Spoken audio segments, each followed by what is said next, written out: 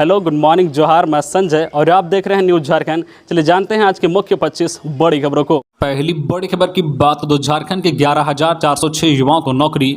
हेमंत सोरेन ने दिया नियुक्ति पत्र, जमकर बजे ढोल नगाड़े। मुख्यमंत्री हेमंत सोरेन ने शनिवार को झारखंड के 11,406 युवाओं को नौकरी संबंधित नियुक्ति पत्र वितरित किया। जिन युवाओं को नियुक्ति पत्र दिया गया है वह 21 सेक्टर में नौकरी के लिए चयनित किए गए हैं। ढोल नगाड़े के बीच मुख्यमंत्री की इस पहल का स्वागत किया गया। यह युवा निजी क्षेत्र में नौकरी के लिए चयनित किए गए हैं। इसी पहल के साथ शनिवार से ही झारखंड में निजी क्षेत्र अंतर्गत स्थानीय नियोजन नीति लागू कर दी गई है। निजी क्षेत्र में 40,000 रुपए तक वेतन वाले पदों पर नियुक्ति में 75% पद स्थानीय युवाओं के लिए आरक्षित होंगे। नियुक्ति पत्र वितरण समारोह में प्रभारी मुख्य सचिव अरुण कुमार सिंह ने कहा कि कैबिनेट की स्वीकृति के बाद नीति की अधिसूचना जारी कर दी गई है। प्रभारी मुख्य सचिव ने कहा है कि इस नीति का लाभ नियोक्ताओं को भी मिलेगा। स्थानीय युवाओं को रोजगार देने से उन्हें स्थानीय लोगों का सहयोग प्राप्त होगा। मालूम हो कि शनिवार को झारखंड सरकार के श्रम, नियोजन, प्रशिक्षण एवं कौशल विकास विभाग द्वारा इसके लिए समारोह का आयोजन किया गया था। इसमें विभागीय मंत्री सत्यानंद भोक्ता, मंत्री आलमगीर आलम और मंत्री चंपई सोरेन आदि मौजूद थे। कार्यक्रम में बड़ी संख्या में युवा मौजूद थे। मुख्यमंत्री हेमंत सोरेन ने युवाओं को नियुक्ति पत्र वितरित करते हुए उनके उज्जवल भविष्य की कामना की है। मुख्यमंत्री हेमंत सोरेन ने कहा है कि युवाओं को रोजगार देने का यह कारवां अब नहीं रुकेगा, वे इससे रुकने भी नहीं देंगे। निजी क्षेत्र में 75% पदों पर स्थानीय युवाओं को रोजगार देने की नीति को राज्य सरकार धरातल पर उतारेगी। अगली बड़ी खबर की बात तो नीट यूजी 2022 की परीक्षा आज झारखंड के सभी जिलों में पहली बार होगा। एग्जाम सेंटर मिलेगा 20 मिनट का अतिरिक्त समय। नीट 2022 की परीक्षा आज यानी 17 जुलाई को होने वाली है। इसमें पहली बार बदलाव करते हुए अभ्यर्थियों को 20 मिनट का अतिरिक्त समय दिया जाएगा। परीक्षा के लिए एक हफ्ते पहले ही एडमिट कार्ड जारी किया गया था। झारखंड के अभ्यर्थियों के लिए सबसे खास बात यह है कि यह पहली बार है कि जब झारखंड के सभी जिलों में परीक्षा के लिए केंद्र बनाए गए हैं। इस बार राजधानी रांची में नीट परीक्षा के लिए 10 केंद्र होंगे। मिली जानकारी के अनुसार वर्ष 2021 में राज्य के कुछ ही जिलों में सेंटर बनाए गए थे। हालांकि रांची में 25 परीक्षा केंद्र थे। बता दें कि पिछले साल नीट की परीक्षा में 20 प्रश्न बढ़ाए गए थे, लेकिन प्रश्न के बढ़ने के साथ ही समय में कोई रियायत नहीं दी गई थी। 20 प्रश्न बढ़ाने के बावजूद समय 3 घंटे ही रखा गया था। हालांकि इस वर्ष 20 प्रश्नों के आधार पर 20 मिनट का समय बढ़ाया गया है। अगली बड़ी खबर की बात करें, निलंबित खुंटी एसडीएम को कोर्ट से मिली जमानत। छात्रा ने लगाया था यौन शोषण का आरोप। इंटर्नशिप करने आई आईआईटी की छात्रा को पार्टी में बुलाकर उससे छेड़खानी और यौन शोषण के आरोप में गिरफ्तार निलंबित खुंटी एसडीएम सैयद रियाज अहमद को कोर्ट से जमानत मिल गई है। उन पर सत्र न्यायाधीश प्रथम संजय कुमार की कोर्ट ने उनको जमानत दी है। आईएएस अफसर पर आरोप लगने के बाद मुख्यमंत्री हेमंत सोरेन ने अधिसूचना जारी कर रियाज अहमद को निलंबित कर दिया था। बता दें कि छात्रा ने यौन शोषण का आरोप लगा खुंटी जिले के महिला थाने में एफआईआर दर्ज कराया था। इसके बाद पुलिस ने एसडीएम को गिरफ्तार कर जेल भेज दिया था। मामले में शनिवार को खुंटी एसडीएम को जमानत मिल गई है। हिमाचल प्रदेश के मंडी की छात्रा से छेड़खानी और यौन शोषण के आरोप में गिरफ्तार होने के बाद खुंटी एसडीएम सैयद रियाज अहमद ने 6 जुलाई को भी कोर्ट में जमानत याचिका दायर की थी। उनकी याचिका को मुख्य न्यायिक दंडाधिकारी सत्यपाल की अदालत ने खारिज कर दी थी। इसके बाद आईएएस अफसर ने दोबारा जमानत याचिका दाखिल की, जिसमें उन्हें जमानत मिल गई। अगली बड़ी खबर की बात तो झारखंड में इनामी पीएलएफआई जोनल कमांडर संतोष कंडुलना ससुराल से अरेस्ट, 33 केस दर्ज। झारखंड की चाईबासा पुलिस ने पीएलएफआई के जोनल कमांडर और 2 लाख के इनामी नक्सली संतोष कंडुलना की गिरफ्तारी की पुष्टि कर दी है। शनिवार को आयोजित प्रेस कॉन्फ्रेंस में चाईबासा के एसपी आशुतोष शेखर ने बताया कि संतोष कंडुलना पर पश्चिमी सिंहभूम के गुदड़ी, बंदगांव, तोरपा, तपकरा, रनिया, खुंटी, सोनवा और मुरहू थाना में हत्या और हत्या के प्रयास समेत कुल 33 मामले दर्ज हैं। सरकार द्वारा उनके ऊपर 2 लाख का इनाम रखा गया है। संतोष कंडुलना के पास से एक loaded AK-47 rifle, AK-47, 2 magazine, 103 जिंदा गोली, पीएलएफआई का रसीद बुक, 2 टच स्क्रीन एवं 6 कीपैड मोबाइल, 5 सिम कार्ड, चितकबरा पाउच, काले रंग का पिट्ठू बैग और दैनिक उपयोग के सामान बरामद किए गए हैं। संतोष की गिरफ्तारी बंदगांव थाना क्षेत्र स्थित सोगा गांव में उसकी ससुराल से की गई थी। खबरों में आगे बढ़ने से पहले आपसे रिक्वेस्ट है कि अगर आप चैनल को सब्सक्राइब नहीं किए हैं तो प्लीज चैनल को सब्सक्राइब करके बेल आइकन प्रेस कर दे, जिससे आपको झारखंड की हर छोटी बड़ी खबर का अपडेट आप तक पहुंचता रहे। चलिए बढ़ते हैं खबरों की ओर। अगली बड़ी खबर की बात तो यशवंत सिन्हा ने अंतिम दिन झारखंड में मांगा समर्थन। बोले एसटी को शक्ति देना चाहते हैं तो बनाए प्रधानमंत्री। राष्ट्रपति पद के उम्मीदवार यशवंत सिन्हा का शनिवार को झारखंड दौरा रहा। समर्थन मांगने के अंतिम दिन यशवंत सिन्हा ने झारखंड कांग्रेस के विधायकों और सांसदों के साथ बैठक की। वही यशवंत सिन्हा ने राज्य के मुख्यमंत्री हेमंत सोरेन से भी मुलाकात कर समर्थन मांगा। हालांकि जेएमएम ने पहले ही एनडीए उम्मीदवार द्रौपदी मुर्मू को समर्थन देने की घोषणा कर दी है। यशवंत सिन्हा ने रांची में मीडिया से बात करते हुए कई बातें कही है। उन्होंने कहा है कि राष्ट्रपति पद का चुनाव देश के सर्वोच्च पद का चुनाव है। यह किसी पहचान का चुनाव नहीं है, बल्कि ये चुनाव दो विचारधारा के बीच है। यशवंत सिन्हा ने कहा कि अगर वाकई में अनुसूचित जनजाति को सचमुच में शक्ति देना चाहते हैं तो उनको देश का प्रधानमंत्री बनाने का काम कीजिए। आखिर क्यों कोई अनुसूचित जनजाति का व्यक्ति प्रधानमंत्री नहीं बन सकता है? अपना प्रधानमंत्री का पद छोड़कर इन्हें मौका दे। राष्ट्रपति का पद जरूर गरिमा का पद है, पर यह सीमित पावर का पद है। अगर वो चाहते हैं कि यह वर्ग तरक्की करे तो प्रधानमंत्री बनाएं। यशवंत सिन्हा ने कहा है कि आज का संदेश यही है कि देश की स्थिति बद से बदतर होती जा रही है। अगली बड़ी खबर की बात को रांची में झमाझम बारिश। झारखंड के इन जिलों में मेघा गर्जन व वज्रपात को लेकर अलर्ट जारी। झारखंड में मानसून के रिवर्ट एक्शन मोड से राहत मिल रही है। जेठ आषाढ़ के बाद सावन ने किसानों की उम्मीद बढ़ा दी है। पिछले 3-4 दिनों से राजधानी रांची समेत आसपास के जिलों में बरसात ने किसानों व आमजनों को राहत दी है।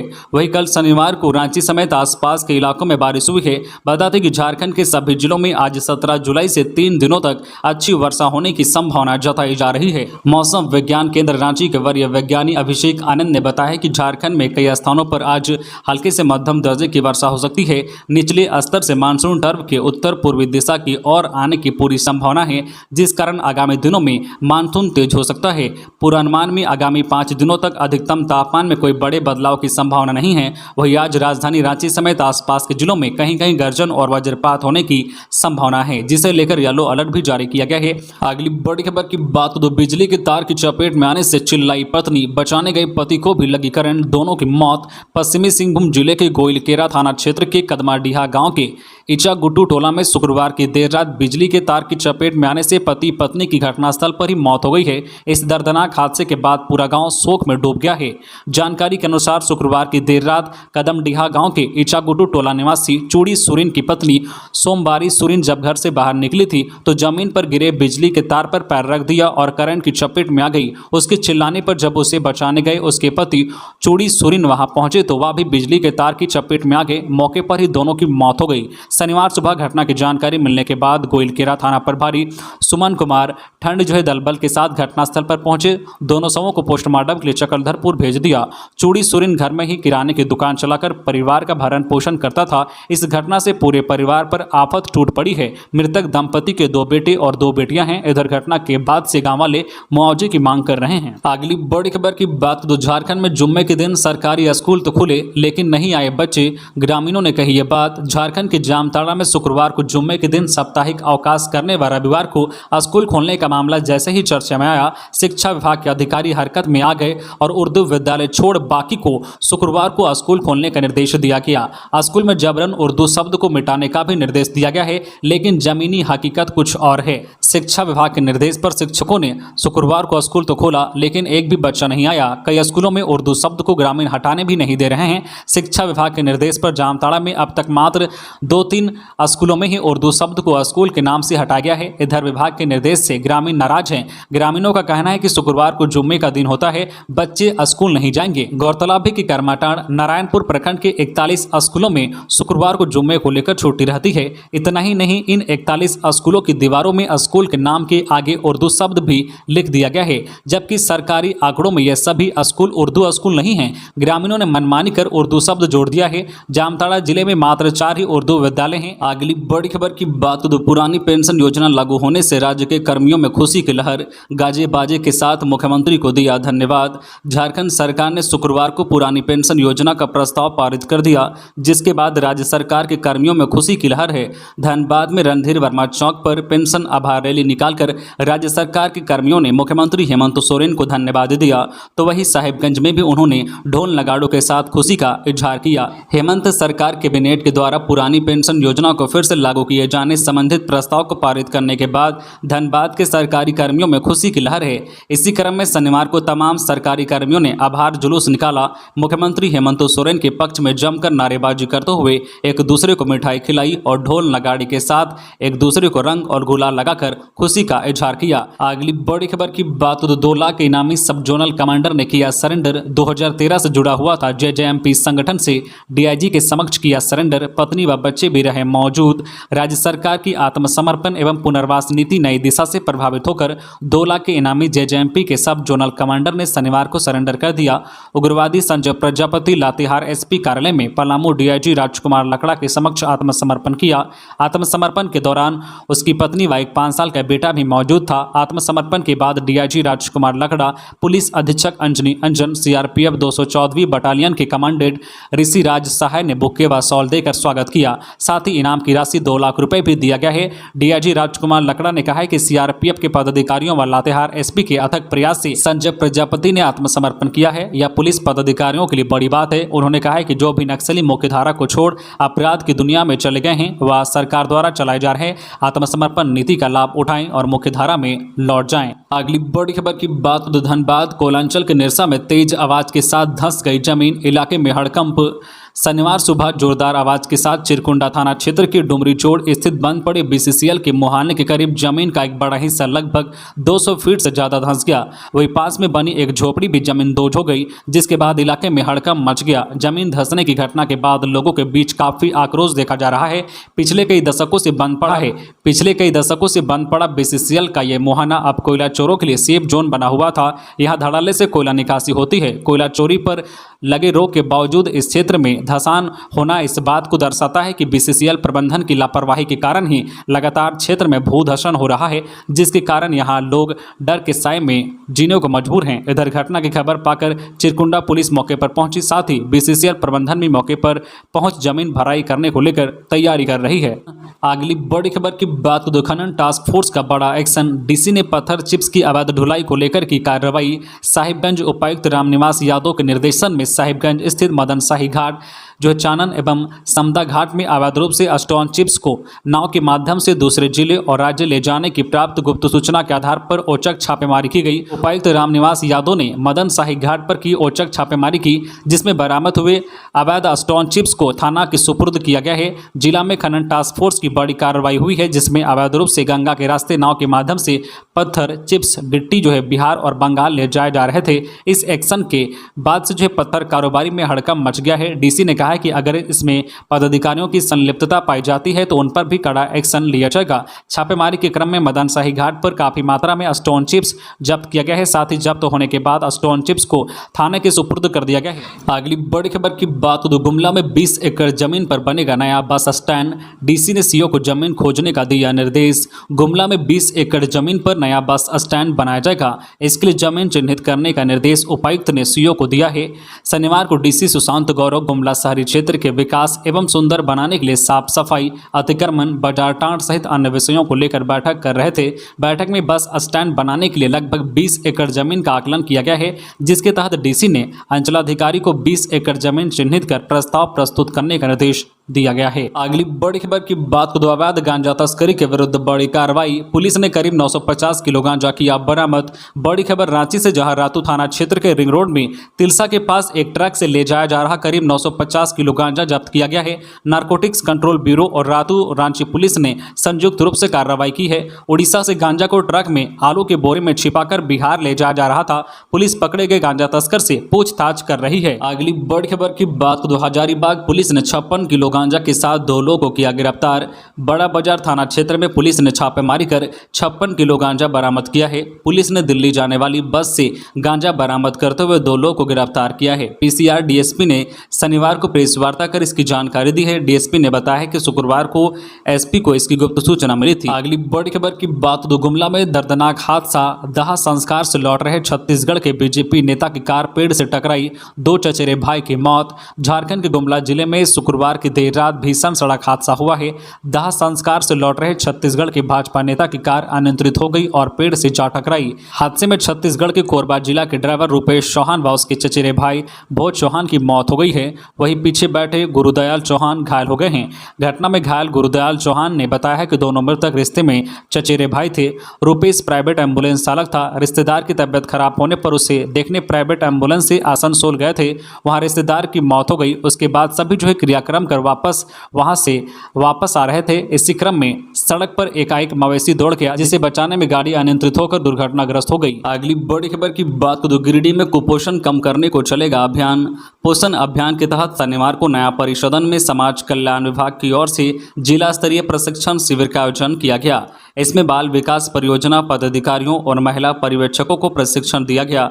जिले में कुपोषण की स्थिति, इसे कम करने के तरीके, पोषण अभियान का उद्देश्य आदि के बारे में बताया गया। अगली बड़ी खबर की बात करें तो पुलिस की गिरफ्त में नशे का सौदागर, ब्राउन शुगर के साथ कैश बरामद। राजधानी रांची में नशीले पदार्थों की बिक्री धड़ल्ले से हो रही है। कई क्षेत्रों में आए दिन नशीले पदार्थ बेचते लोगों को पुलिस गिरफ्तार किया है। बावजूद इसके गांजा, चरस, अफीम और ब्राउन शुगर जैसे नशीले पदार्थों की बिक्री बंद नहीं हो रही है।